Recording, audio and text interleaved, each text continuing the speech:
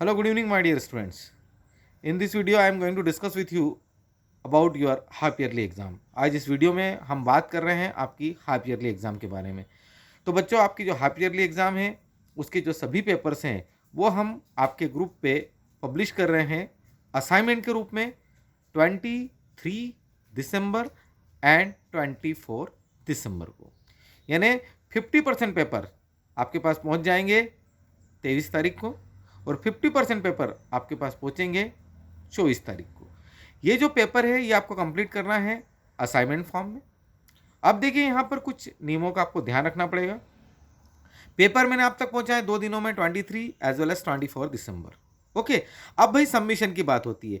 आप इन पेपर्स को बहुत बेहतर तरीके से कंप्लीट करें और कुछ व्हाट्सएप नंबर आपको दिए जाएंगे क्लास वाइज। तो जो व्हाट्सएप नंबर आपको दिए जाएंगे क्लास वाइज, उन व्हाट्सएप नंबर पे ही आपको ये पेपर सबमिट करना है।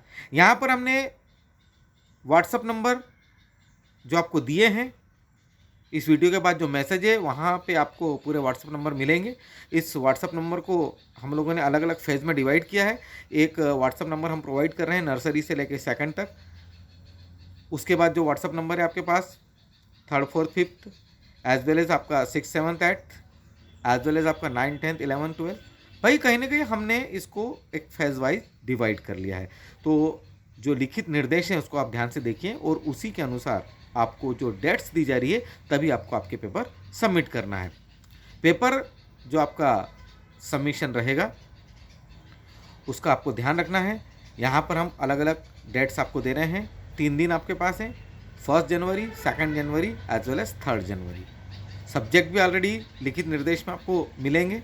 उन्हीं के अनुसार आपको उन दिए हुए व्हाट्सएप नंबर पे पेपर को सबमिट करना है।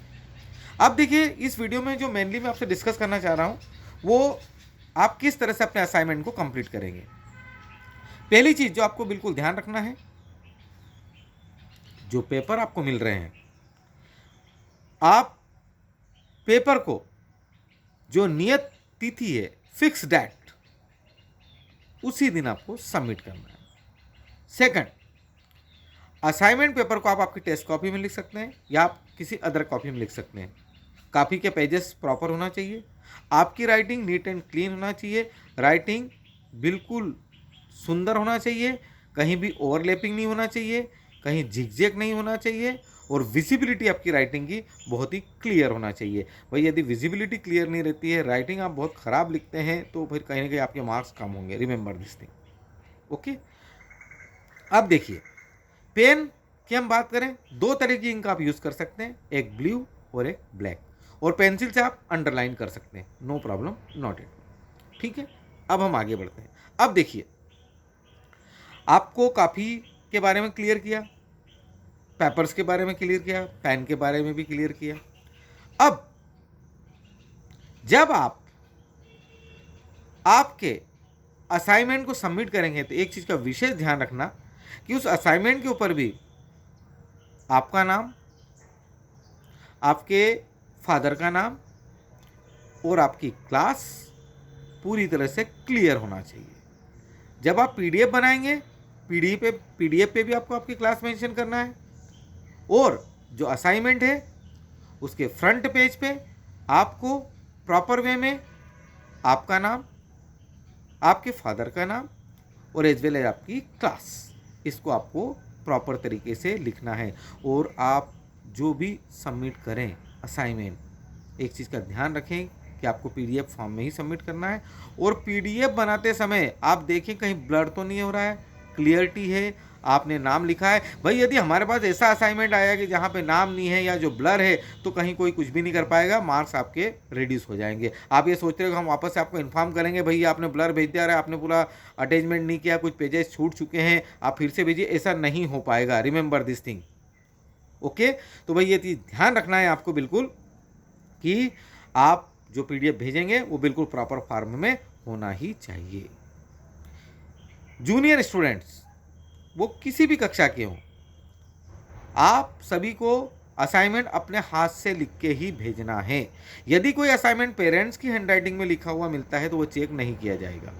असाइनमेंट स्टूडेंट्स की हैंडराइटिंग में कंपलसरी है।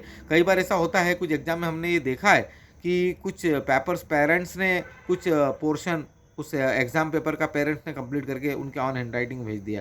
तो भाई अब ये नहीं हो पाएगा, हम चेक नहीं कर पाएंगे। यदि पेरेंट्स लिख के भेज देते हैं तो कॉपी चेक नहीं की जाएगी। तो मेरा निवेदन पेरेंट्स से भी है कि बच्चे स्वयं अपने असाइनमेंट लिखें। आप उनको गाइड कर सकते हैं, बट प्लीज़ आप आपकी ऑन हैंड राइटिंग में उनके असाइनमेंट को कंप्लीट नहीं करें। जो भी सीनियर स्टूडेंट्स हैं वो ध्यान रखें, यदि उन्हें ऐसा लगता है कि भाई वो कॉपी पेस्ट कर देंगे, बुकिश लैंग्वेज पूरी डिक्टो राइट करेंगे या नेट से निकाल के उस असाइनमेंट को कॉपी कर देंगे, तो भाई आप गलत सोच रहे हैं, आपके मार्क्स कम हो जाएंगे। आप इन्फॉर्मेशन सब दूर से लें, कहीं कोई प्रॉब्लम नहीं, लेकिन आपको लिखना है आपकी ऑन लैंग्वेज में। मतलब कहीं ना कहीं हमारे टीचर्स इस बात का विशेष ध्यान रखेंगे कि ये जो लिखा हुआ है ये आपका खुद का जनरेट किया हुआ है या कॉपी पेस्ट है। यदि कॉपी पेस्ट है तो आपकी मार्किंग एकदम से कम हो जाएगी, आपको लगेगा हमने बिल्कुल सही लिखा है, फिर मार्क्स क्यों कम हो गए। तो रीज़न इज़ वेरी सिंपल। तो भाई आप लोगों से यही निवेदन है कि आप अपनी ऑन लैंग्वेज का यूज़ करें, समझें, कॉन्सेप्ट को देखें, उसके बाद उसको अपनी ऑन लैंग्वेज में सुंदर अक्षरों के अंदर आप लिखें।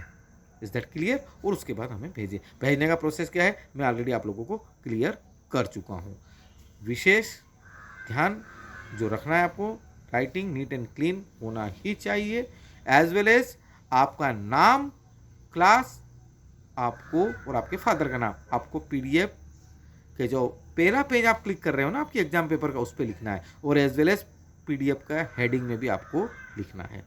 होप हाफ ईयरली के बारे में काफ़ी कुछ आपको क्लियर हो गया। बाकी एक रिटर्न मैसेज आपके पास है ही ऑलरेडी, आप इसको पढ़ लीजिए तो सभी चीज़ आपको पूरी तरह से क्लियर हो जाएगी। किस तारीख को कौन से व्हाट्सअप नंबर पे कौन सा पेपर हमको सबमिट करना है, और इसके बाद भी कहीं कोई क्यूरी है तो आप मुझे मैसेज कर सकते हैं। Take care, bye.